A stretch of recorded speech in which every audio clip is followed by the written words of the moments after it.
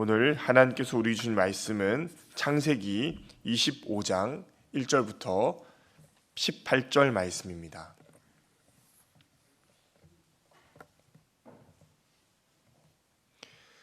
창세기 25장 1절부터 18절 말씀을 함께 읽겠습니다.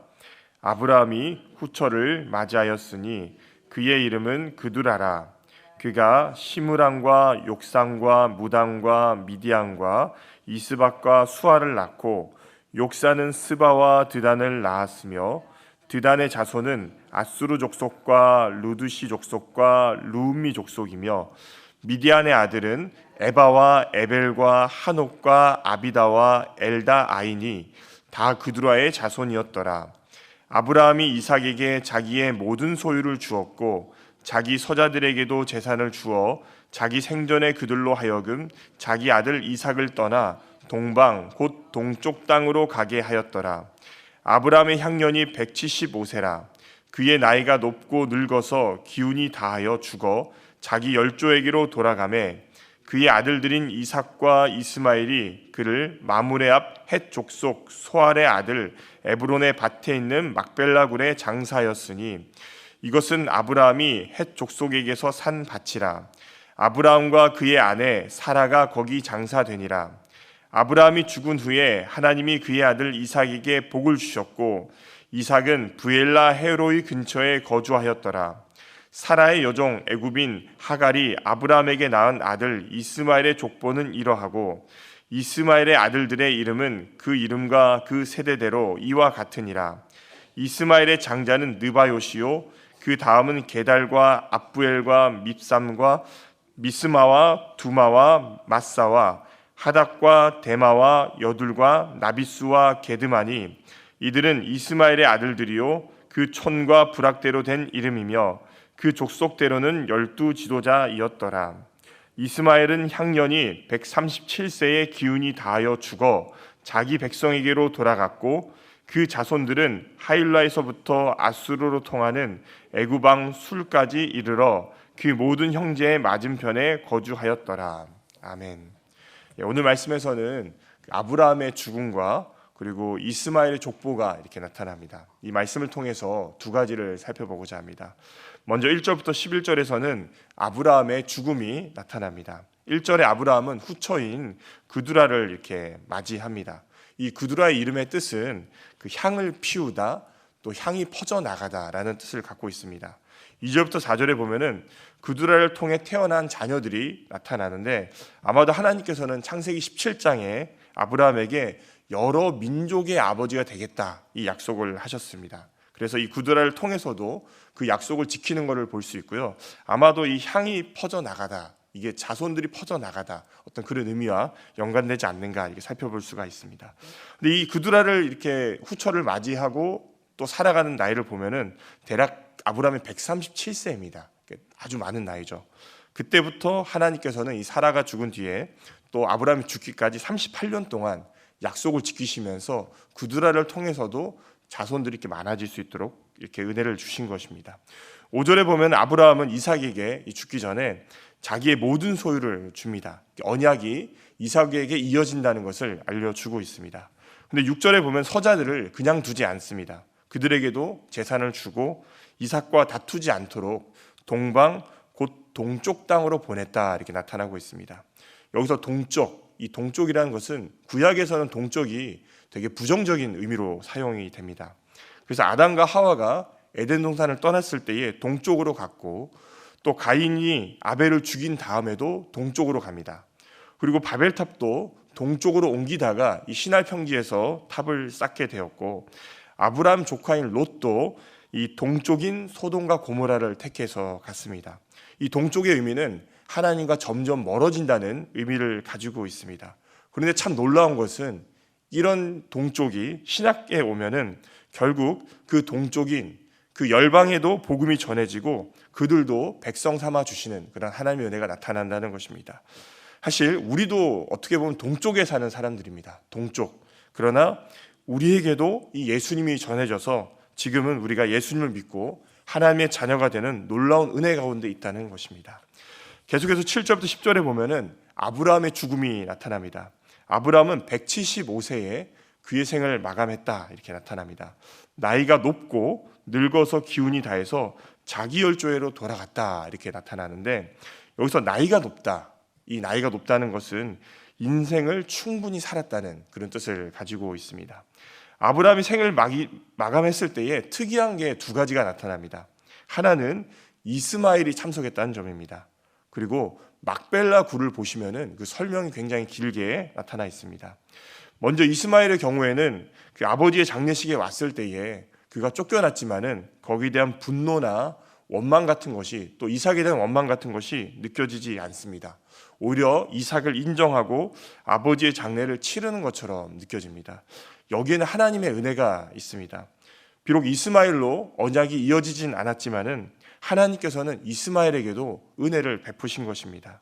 그래서 그들 이스마엘을 통해서 열국들을 이루셨고, 이스마엘이 결국에는 이 아버지 장례에 왔다는 것은 그 열국들도 결국에는 하나님 나라로 들어와야 되고 돌아와야 된다는 것을 의미하는 것입니다. 두 번째로 막벨라 굴에 대해서 너무 상세하게 쓰여져 있는데, 이것은 이 땅이 합법적으로 산 땅이라는 것을 의미하는 것입니다. 그냥 막벨라 굴이라 칭하지 않고 보시면 상세하게 나타나는데, 그것은 이 합법적으로 산 땅이다, 이것을 증거하기 위해서 구약 성경에 나타났습니다.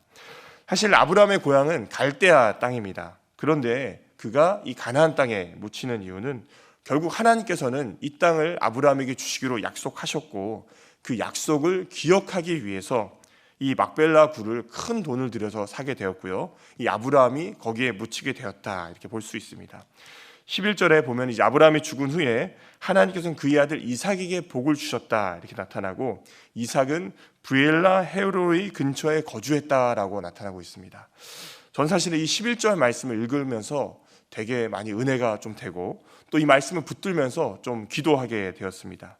왜냐하면은 아브라함이 죽은 후에 하나님이 그의 아들 이삭에게 복을 주셨다, 이 말은 아브라함의 하나님이 이제는 이삭의 하나님이 됐다는 그런 의미입니다.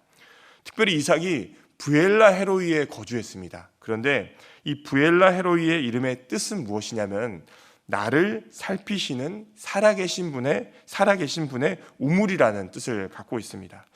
저는 이 말씀을 묵상하면서 이삭이 적어도 이 브엘라 헤로이에서 살아갈 때에는 자신을 살피시는 그 살아계신 하나님을 기억하면서 살아가지 않았는가, 이런 생각을 하게 되었습니다.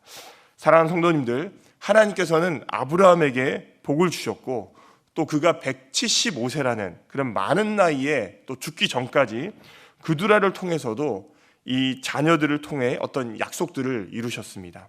우리 하나님은 어떤 분이시냐? 신실하신 분이십니다. 근데 더 중요한 것은 11절에 이 아브라함이 죽은 후에 그의 아들 이삭에게도 복을 주셨다는 것입니다. 아브라함의 하나님이 이제는 이삭의 하나님이 되셔서 그를 이끄셨다는 것입니다. 특별히 이 이삭이 브엘라 헤로이에 거주할 때에 이 이끄심을 더 경험했지 않았는가 생각이 듭니다.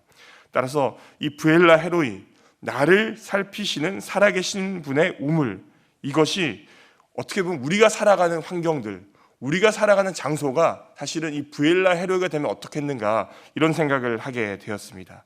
따라서 이 시간 기도하실 때에 하나님, 아브라함의 하나님, 또 이삭의 하나님이 저의 하나님을 고백합니다.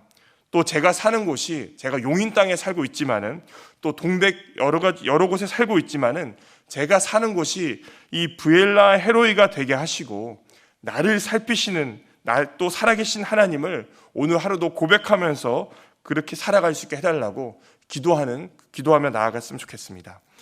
두 번째로는 그 마지막입니다. 12절부터 18절입니다. 이스마엘의 족보가 나타납니다. 12절에 사라의 여종인 애굽인 하갈이 아브라함에게 낳은 아들 이스마엘의 족보가 이러하고라고 시작되면서 13절부터 15절에 보면은 이스마엘의 자녀들이 나타납니다. 근데 참 신기한 것은 16절에 보면은 이스마엘 자녀들도 12지도자들이라 나타나고 있습니다. 이스라엘도 12지파, 이스마엘 자손들도 12지파. 이것은 창세기 17장 20절에 보면은 하나님께서 하신 약속을 성취하신 것입니다. 비록 그들에게 언약이 이어지진 않지만은 하나님께서는 이 이스마엘 자손들에게도 약속대로 복을 주시고 그 약속을 이루신 것입니다. 17절에 이스마엘은 137세에 죽어서 자기 백성에게 돌아갔다 이렇게 말하고 있습니다. 아브라함의 경우는 자기 열조에게 돌아갔다라고 나타나고 이스마엘은 자기 백성에게 돌아갔다라고 나타나는데, 아브라함의 같은 건 열조에게 돌아갔다는 것은 계보적인 어떤 그것을 강조한 것이라고 보면은, 이 이스마엘 같은 경우는 언약 백성은 아니지만은 하나님의 역사 안에 있었다 이것을 보여주고 하나님의 복 아래 그 인생을 마쳤다라는 의미를 가지고 있습니다. 마지막으로 18절에 그 자손들은 하일라에서부터 아수르로 통하는 애굽 앞 술까지 이르러 그 모든 형제의 맞은편에 거주하였다라고 하고 마칩니다. 여기서 맞은편이란 뜻은 그 단순한 맞은편이라기보다도 대항하다, 긴장 속에서 살아가다, 어떤 그런 의미로 볼 수가 있습니다. 사랑하는 성도님들, 사실 이스마엘 족보를 보면은 왜 이 족보가 나타날까 이런 의문을 가질 수가 있습니다. 근데 이것은 하나의 어떤 서술 방식입니다. 먼저 그 주된 언약 자손을 나타내기 전에 다른 것들을 설명한 다음에 그 다음에 언약 자손을 나타내면서 그걸 쭉 강조하게 되고요. 우리가 사실은 며칠 전에 리딩저스 이제 읽었지 않습니까? 거기 보면 역대상을 보더라도 노아의 아들들을 포함할 때에 셈과 함과 야벳이 나타납니다. 그런데 야벳과 함을 먼저 설명한 다음에 그 다음에 셈에 대해서 이렇게 나타나고 있습니다. 그래서 언약 이렇게 백성을 기록하는 방법이 여기 나타났다 이렇게 볼 수가 있고요. 우리가 이 말씀을 통해서도 은혜를 받을 수 있는 부분은 하나님께서는 약속을 지키는 분이라는 것입니다. 이스마엘이 언약 자손이 아니지만은 그에게도 약속을 하셨습니다. 12지파를 이루겠다 그 약속을 하셨고요. 또 그 약속을 지키셨다는 것입니다. 사실은 아브라함에게 가장 먼저 약속을 하셨습니다. 그로 하여금 큰 민족을 이루겠다라고 약속을 하셨지만은 아브라함은 불안한 가운데서 이 여종 하갈을 취하게 되었고요. 또 다른 민족이 일어나게 되었습니다. 그러나 중요한 것은 하나님께서는 우리에게 신실하게 약속을 지키시는 분이고요. 우리가 해야 될 것은 무엇이냐면 이 신실한 하나님을 기억하면서 우리가 때로는 다른 어떤 유혹이라든지 다른 방법이 생각난다 할지라도 신실하신 하나님을 붙잡으면서 그 가운데서 나아가야 된다는 것입니다. 따라서 이것을 기억하시면서 신실하심을 요구하시는 우리 하나님을 붙들면서 오늘 하루도 살아가시는 모든 성도님 되시기를 간절히 소망합니다. 기도하겠습니다. 하나님 아버지 감사합니다. 아브라함의 죽음과 이스마엘의 죽음을 보면서 하나님의 신실하심과 은혜 주심을 바라보게 됩니다. 아브라함의 하나님, 이삭의 하나님이 우리 하나님이 되게 하시고 이삭이 부엘라 헤로이에 살았던 것처럼 우리가 살고 있는 곳이 나를 살피시는 살아계신 분의 우물이 되게 하셔서 날마다 하나님의 은혜와 복을 누릴 수 있도록 도와주시옵소서. 또 우리가 신실하게 살아가길 원하시는 것 같습니다. 하나님은 신실하신데 우리의 연약함을 인정할 수 있도록 도우시고 성령님을 의지해서 오늘 하루도 신실하신 하나님을 붙들며 살아가는 하루 될 수 있도록 인도하여 주옵소서. 감사합니다. 예수님 이름으로 기도드립니다. 아멘.